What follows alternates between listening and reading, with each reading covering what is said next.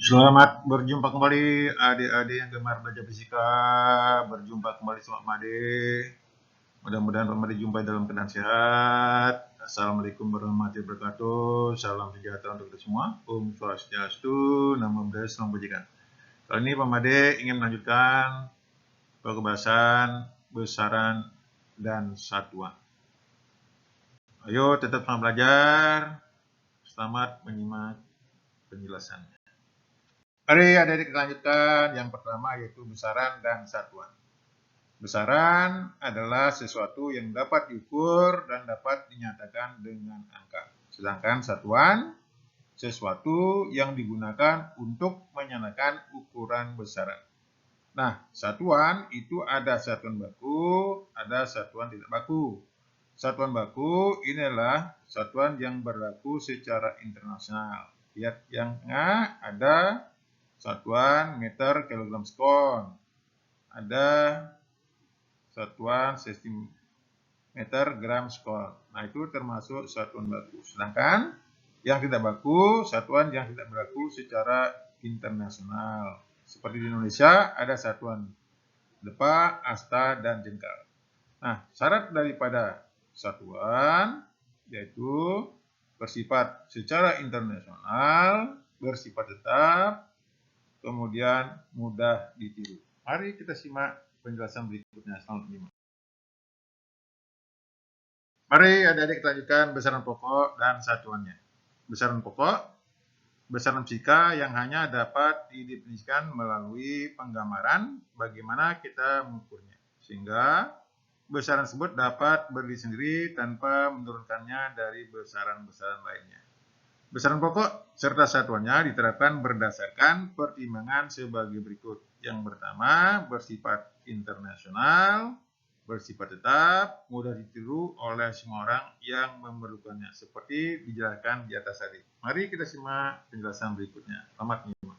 Mari adik lanjutkan, yaitu 7 besaran pokok yang berlaku secara internasional. Yang pertama, hati-hati di sini ada namanya besaran, ada satuan, ada lambang.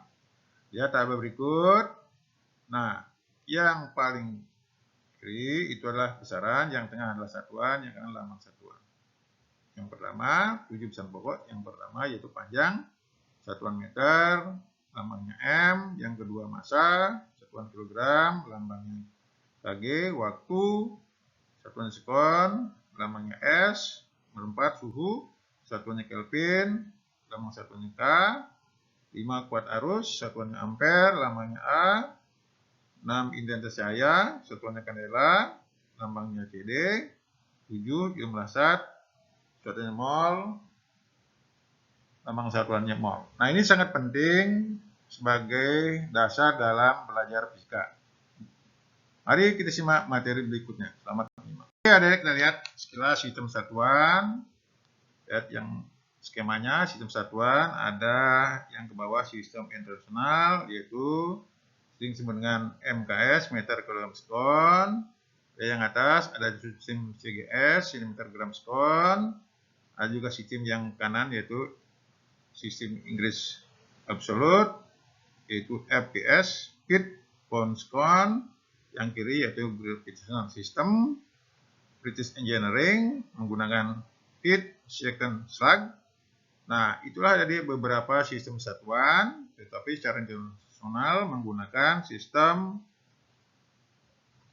MKS yaitu meter kilogram sekon. Mari kita simak materi berikutnya. Selamat menyimak.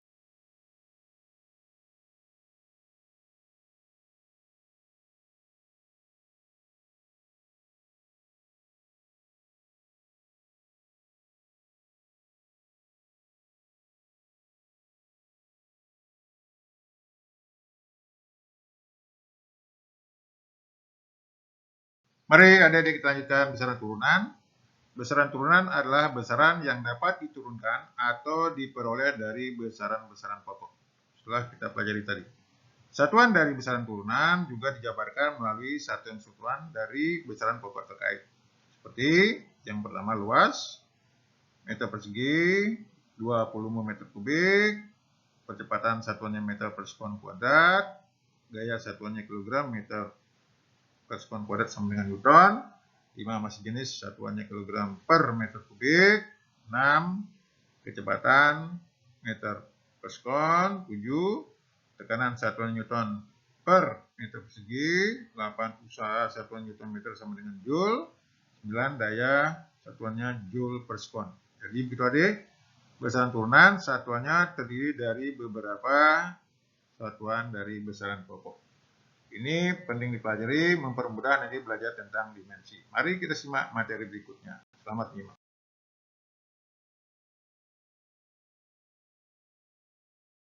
Mari adik-adik kita lanjutkan dimensi besaran.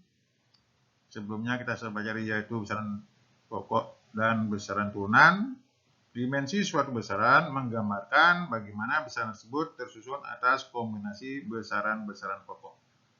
Jadi pentingnya nanti belajar satuan dari besaran pokok untuk mempermudah belajar tentang dimensi. Seperti lihat yang baik di besaran dan yang satuan yang di kanan dimensinya. Perhatikan tabel berikut. Massa satuan kilogram, dimensinya M, panjang, satuannya meter, dimensinya L, waktu, satuannya sekon, dimensinya T, suhu, satuannya Kelvin, dimensinya theta, kuat arus, satuannya ampere, dimensinya I, kinerja cahaya, satuannya kandela, dimensinya J, jumlah zat, satuannya mol, dimensinya N. Secara umum, nanti dimensi tuliskan bahwa M, L, T, theta, I, J, N. Tinggal nanti melihat apakah di sana ada unsur massa, panjang, waktu, suhu, kuat arus, intensitas cahaya, jumlah zat, dan pangkatnya berapa. Mari kita simak materi berikutnya. Selamat menyimak. Mari adik lanjutkan melihat contoh soal berikut. Jika di M dimensi massa, L dimensi panjang, dan T dimensi waktu, maka dimensi tekanan adalah, tinggal pilih yang mana. Nah, ingat tadi tekanan rumusnya adalah gaya per satuan luas. Satuannya Newton per meter persegi. Ingat tadi Newton itulah kilogram meter per sekon kuadrat. Dan luas itu meter persegi.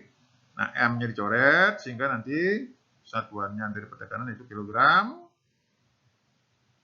per meter sekon kuadrat. Nah, semuanya ditampilkan di atas sehingga dimensi dari tekanan menjadi M, L-1, T-2. Jadi jawabannya adalah E. Jadi begitu adik-adik untuk belajar dimensi. Yang penting memahami satuan daripada besaran tersebut. Mari kita simak materi berikutnya. Selamat menyimak.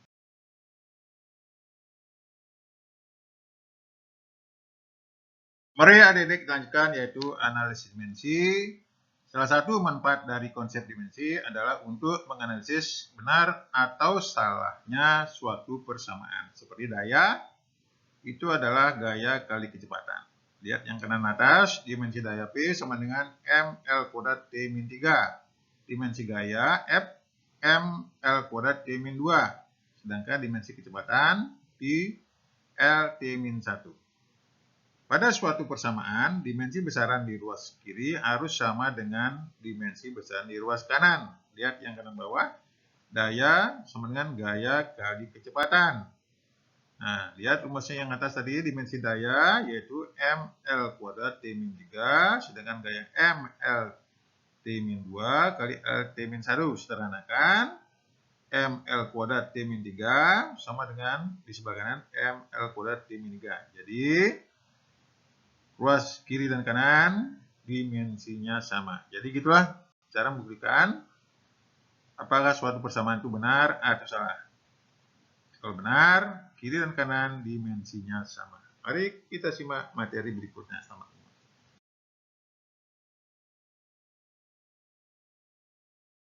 Mari adik-adik lanjutkan, yaitu konversi satuan. Ini sangat penting dalam hal belajar fisika, mengkonversi satu besaran ke besaran yang lain.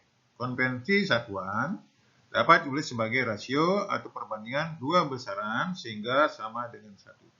Rasio ini disebut faktor konversi. Lihat contoh di bawah, 1 yard sama dengan 0,944 meter, 1 kilogram, 1000 gram, 1 menit 60 detik, 1 jam 60 menit, 1 kilometer 1000 meter, 1 meter 100 cm. Ada lagi yang penting, Ingat, waktu di SMP 1 cm kubik sama dengan 1 cc. 1 cc sama dengan 1 ml. Nah, ada juga yang perlu dipahami yang paling bawah, yaitu 1 desimeter kubik sama dengan 1 liter. Nah, itu penting sekali, nanti harus bisa mengkonversi dari satuan satu ke satuan yang lain dalam menyelesaikan soal-soal fisika. Mari kita simak materi berikutnya. Selamat menyimak. Baik, ada yang dilanjutkan yaitu notasi ilmiah. Ini juga sangat penting dalam memudahkan menyelesaikan soal-soal dalam fisika. Radius rata matahari misalkan 696 juta meter. Radius atom hidrogen 0,0000000053 meter. Untuk mengatasi masalah disusunlah secara penulisan bilangan secara ilmiah yang disebut notasi ilmiah. Dalam notasi ilmiah kita menuliskan bilangan sebagai hasil kali bilangan A yang terletak antara 1 sampai 10 dengan bilangan 10 berpangkat yang disebut dengan orde. Sehingga yang di atas tadi, jari-jari radius matahari, bisa dituliskan yaitu 6,96 10⁸ meter, sedangkan radius atom hidrogen bisa tuliskan 5,3 kali 10⁻⁻11 meter. Jadi begitu adik-adik, untuk memudahkan menyelesaikan soal dinyatakan dalam kelipatan 10. Jadi begitu adik yang bisa saya berikan tentang besaran satuan. Silakan adik coba soal berikut untuk meningkatkan pemahaman. Jangan lupa like, komen, share, dan subscribe untuk motivasi saya menyusun materi berikutnya. Sampai jumpa pada materi berikutnya.